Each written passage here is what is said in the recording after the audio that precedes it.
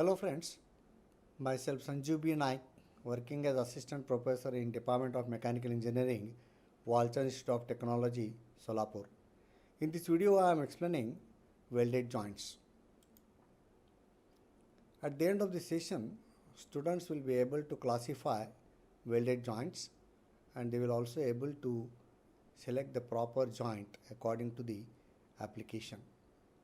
Welding is a process of joining metallic parts by heating to suitable temperature with or without the application of pressure. So welding is a very economical and efficient method for obtaining a permanent joint of metallic parts. No doubt the other method to obtain permanent joint is the riveted joint, but which is more cumbersome than this method. So welding is a most economical and efficient method for obtaining the permanent joint. Welding can be obtained by two processes. One is the fusion welding, in which the parts to be joined are held in position and molten metal is supplied to the joint. The molten metal can come either from the parts themselves called the parent metal, or it can be supplied by a filler metal. After solidification of the joint, the two parts fuse into a single unit. Pause the video for a while and just recall electric arc welding and gas welding.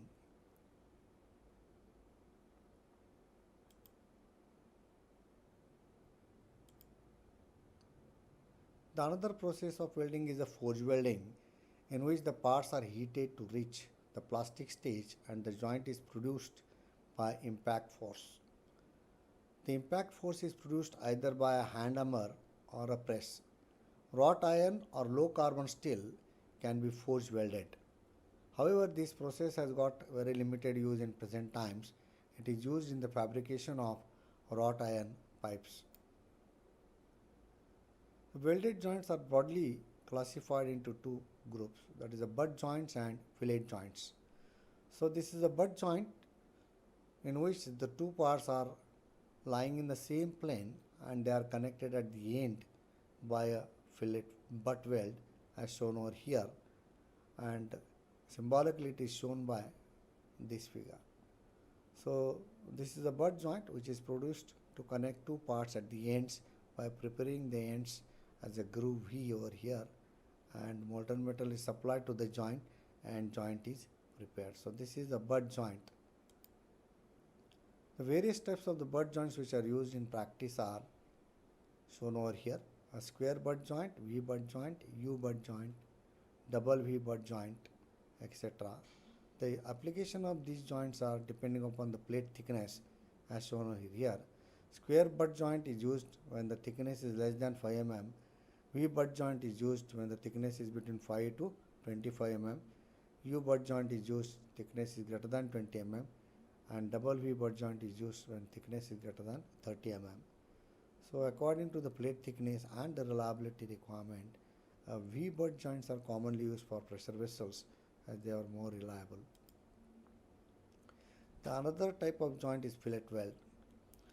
So in this case, the two overlapping plates are joined by a fillet weld at the corner, which is a triangular in section as shown over here, and symbolically it is been represented like this.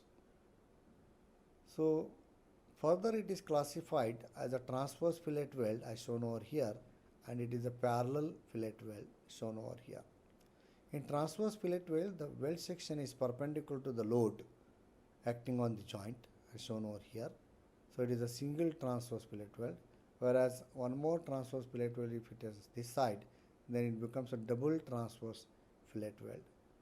In case of parallel fillet weld, the weld section is parallel to the load acting on the joint. So here is a joint where the load is acting parallel to the weld section and there are two fillets. So it is a double parallel fillet weld which is used in practice. So another types of fillet welds are T-joint, in which two perpendicular plates are connected like this, resembling the T letter as such. So it is called the T-joint. And corner joint is provided for plates to join which are perpendicular to each other at the corner. Fillet weld is produced. And in edge joint, two overlapping parts are connected at the edge as shown over here. So these are some other types of fillet joints used in the practice. Welded joints offer a lot of advantages over riveted joints. So these are lighter than riveted joints. In case of riveted joints, we require additional elements called rivets, which are number of rivets to be used along the length of the joint, and that's why the overall weight of the riveted joint is higher compared to the welded joint. So welded joints are lighter compared to riveted joint. These are less costly. Alterations and additions are easily possible. This is another advantage of welded joints. So additions are easily done in existing structure by welding. The welded structure has smooth and pleasant appearance. This is another advantage of the welded joint, that it gives a smooth and pleasant appearance. In case of riveted and bolted joints, the additional projections are there on the surfaces, whereas in this case such projections will not be there, and one can match the smoothness of the surface as per the requirement, and that's why it has got pleasant appearance. The strength of the welded joint is high because the parent metals are normally fused together to get a welded joint. So strength is also higher. Welded assemblies are tight and leak proof. That is additional important advantage of this welded joint as compared with riveted assemblies, and that's why they are extensively used in pressure vessels. The production time is less for welded assemblies, so manufacturing is at faster rate in case of welded assemblies. When two parts are joined by the riveted method, the holes are required to be drilled in the parts to accommodate the rivets, and that reduces the cross-sectional area as well. It results in stress concentration. Such requirement is not there in case of welded joint. There is no such problem in welded connection. However, there are certain disadvantages of welded joint. The important disadvantage is a thermal distortion or warping of the parts. As in welding, localized heating at the joint is important, and because of that, unequal cooling of the parts near the vicinity may occur, and that leads further a distortion or warping of the parts as a disadvantage.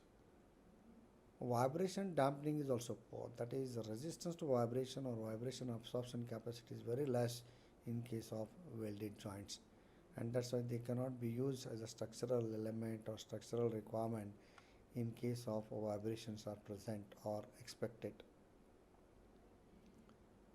The quality and strength of the welded joints depends upon the skill of the welder. So welding is a process required to be carried out by a skilled worker called a welder, so that the strength and quality can be obtained. The inspection of the welded joint is more specialized and costly because by naked eye many times the cracks in the weld section may not be detected, and that's why some special techniques called as X-ray techniques or X-ray machine is used to detect the cracks, particularly in pressure vessels where the reliability of the joint is very important. In such case, the 100% inspection is required for the weld section, and in such case the X-rays machines are used or technique is used, which is costly. Welded joints has got lot of applications, particularly in steel structures. So we find that almost all steel structures, majority is a fabrication work in which we use the welded joints, and we find the application as connections between metal plates, angles, pipes, and other structural elements are frequently made by welding. Imagine a huge ship structure. It is also been a welded structure.